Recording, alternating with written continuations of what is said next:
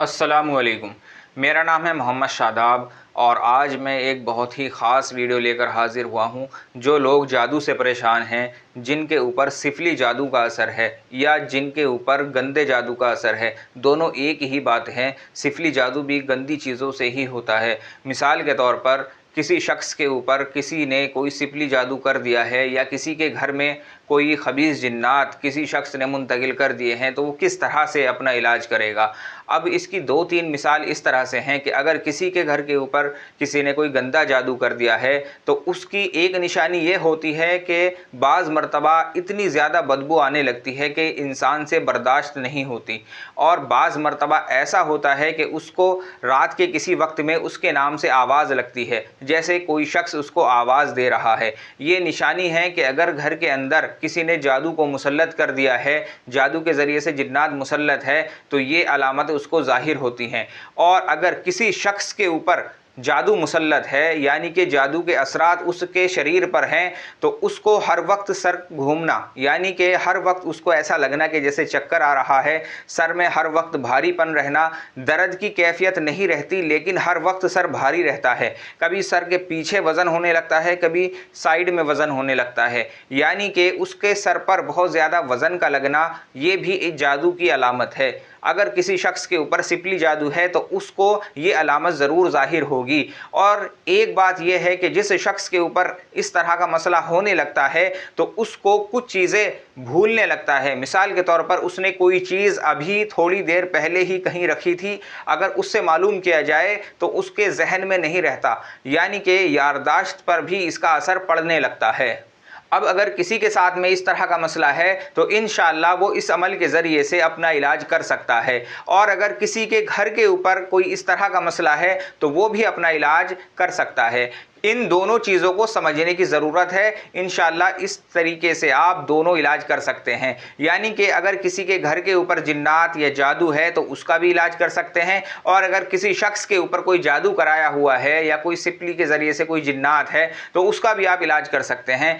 आप इलाज का तरीका देखें आपने किस तरह से करना है। दो चीज़ों की आपको इसमें ज़रूरत पड़ेगी। पहला तो ये नक्श, इस नक्श को आपने बनाना सीखना है, और दूसरी चीज़ ये धुनी का सामान, आपने ये धुनी तैयार करनी है। अब आप धुनी का सामान देखें, आपने धुनी किस तरह से तैयार करनी है। इसके अंदर आपने 7 चीज़ें लेनी है। पहला है हरमल, आप 100 ग्राम हरमल लेंगे, 100 ग्राम लोबान, 100 ग्राम आजवाइन और 20 ग्राम काफूर लेंगे, 20 ग्राम लौंग, 20 ग्राम जायफल, जायफल जो पूजा वाले होते हैं वो इस्तेमाल होंगे, और 50 ग्राम नारियल का तेल, 50 ग्राम नारियल का तेल लेंगे। ये नारियल का तेल आप अपने पास रखें और इन 6 चीज़ों को आप बारीक कूट लें, यानी कि इमाम जिस्ते के अंदर इन 6 चीज़ों को कूट लें। अच्छी तरह से कूटने के बाद इसमें ये नारियल का तेल मिला दें। जो आपके पास 50 ग्राम नारियल का तेल है वो तेल उसके अंदर मिला दें। अब इस धुनी के ऊपर जो ये आपने सामान तैयार किया है, इस सामान के ऊपर आपने सूरह जिन की शुरू की 5 आयतें 21 मरतबा पढ़कर दम करनी है। सूरह जिन की शुरू की 5 आयतें 21 मरतबा पढ़कर दम करनी है, और उसके बाद 21 मरतबा सूरह नास पढ़कर दम करना है। 21 मरतबा सूरह नास पढ़कर दम करना है। ये धुनी का सामान आपका तैयार हो गया। अब आपने क्या करना है, ये जो आप नक्श देख रहे हैं ये भी आपने 21 नक्श तैयार करने हैं। ये है घर के ताल्लुक से, जो आप घर का इलाज करेंगे उसके ताल्लुक से ये तरीका मैं बता रहा हूँ। ये आप 21 नक्श तैयार करेंगे, यहाँ फला बिन फला लिखने की ज़रूरत नहीं है। आप 21 नक्श इसी तरह से तैयार करें। ये आतिशी नक्श है, बेहतर है कि आप इसे शम्स के साथ में तैयार करें, मशरिक़ की तरफ अपना मुँह रख कर तैयार करें, और किसी भी तरह से आप इसको तैयार कर सकते हैं। लाल पेन से भी आप इसको तैयार कर सकते हैं, काली स्केच से भी आप इसको तैयार कर सकते हैं। आपने 16 खानों का बॉक्स बनाना है, ऊपर आपने लिखना है 786, यहाँ से आपने इसकी चाल है, यहाँ से इसको भरना शुरू करना है। 1316, 1317, 1318, 1319, 1320, 1321, 1322, 1323। 23 के बाद आपने 24 नहीं लिखना, एक बढ़ा के लिखेंगे। 1325, 1326, 1327, 1328, 1329, 1330, 1331, 1332। इस तरह से आपने 21 नक्श तैयार करने हैं।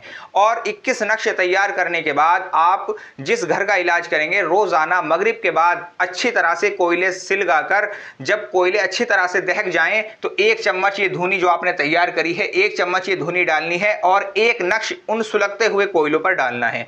यानी कि जो कोयले आपने सिलगा रखे हैं उसके ऊपर 1 चम्मच ये धुनी डालनी है और 1 नक्श डालना है, और जो इसका धुआं निकले वो आप अपने घर में अच्छी तरह से लगा दें। ये तरीका घर के इलाज के ताल्लुक से है।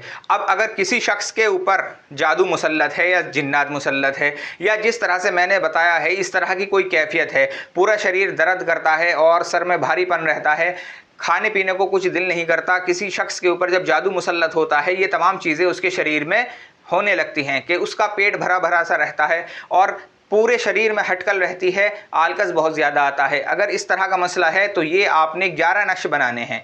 ये 11 नक्श बनाकर आपने इनको फलीते की शक्ल देनी है। काम इसी तरह से होगा जिस तरह से आप ये नक्श धुनी के लिए बनाएंगे, सेम इसी तरह से इसी चाल से ये आपने बनाने हैं। बस आपने इनको फलीते की शक्ल देनी है।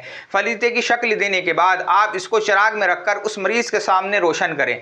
मरीज़ का नाम, मरीज़ की माँ का नाम यहाँ लिख दें और चिराग में रखकर कड़वे तेल में आप इसका इस्तेमाल करेंगे। नीम का तेल आप इसमें इस्तेमाल कर सकते हैं। बहरहाल कड़वे तेल में आप इसको जलाएंगे। जो ये फलीता जलेगा ये कड़वे तेल में जलेगा और मरीज़ इसको देखता रहे। कम से कम 20 से 25 मिनट ये मरीज़ के सामने जलाएं। और जब ये जलेगा तो हो सकता है कि मरीज़ को परेशानी बढ़ जाए, सर में दर्द ज़्यादा होने लगे, आंखें झपकने लगें। अगर इस तरह का मसला मरीज़ के साथ में हो तो उससे कहें कि इस नक्श को देखने की कोशिश करें। अगर पलकों पर ज़्यादा वज़न होने लगे तो कोशिश करें कि इस नक्श को देखने की कोशिश करें।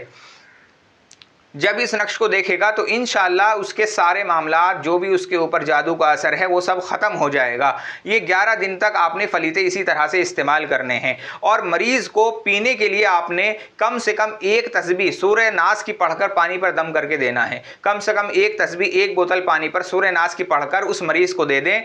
इंशाअल्लाह 11 दिन के अंदर अंदर उसका ये मसला ख़त्म हो जाएगा। ये आपने फलीते के रूप में इस्तेमाल करना है, यानी कि फलीता बनाकर जादू वाले मरीज़ के लिए इस्तेमाल करना है।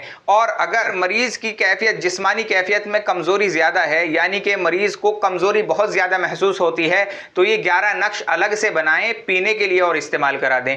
पीने के लिए जब आप इस्तेमाल कराएंगे तो आपने ये नक्श अर्के गुलाब और ज़ाफ़रान से लिखने हैं। पीने के लिए आप उसी शख्स को इस्तेमाल कराएं जिसके अंदर कमजोरी ज्यादा महसूस होती है या जिसको बदन में सुइयां चुभती हों या पेट उसका भरा भरा रहता हो, उस शख्स को पीने के लिए इस्तेमाल कराएं। तो इंशाअल्लाह इस तरीके से जब आप इलाज करेंगे तो मुकम्मल तौर पर जादू की काट हो जाएगी। वो चाहे घर पर जिन्नात हो या जादू के ज़रिए से कोई और चीज़ मुसल्लत की गई हो या किसी मरीज़ के ऊपर कोई जादू का मसला हो, अगर एक ही घर में दोनों काम हो रहे हैं, यानी कि उसके घर के ऊपर जादू का मसला भी है और उसी घर का कोई शख्स है जो जादू में मुसल्लत भी है, तो दोनों काम उसी घर में कर रहे हैं। इंशाअल्लाह जैसे मैंने बताया है इसी तरह से करें। मगरिब के बाद ये धुनी लगाएं और मरीज को कोई एक वक्त मुकर्रर करने के लिए कह दें कि मरीज वक्त मुकर्रर पर इस चिराग को जलाता रहे, या तो मगरिब के बाद या इशा के बाद कोई एक वक्त मुकर्रर कर ले। 11 दिन तक ये चिराग इसी तरह से जलाए और ये धुनी का इस्तेमाल इसी तरह से मगरिब के बाद करे, तो इंशाअल्लाह मुकम्मल तौर से जादू की काट हो जाएगी। आज की इस वीडियो में इतना ही। और किसी ताल्लुक से अगर आपका कोई सवाल है तो आप मेरे व्हाट्सएप नंबर पर मुझसे रब्ता करें या मुझे कमेंट करें। अस्सलामु अलैकुम।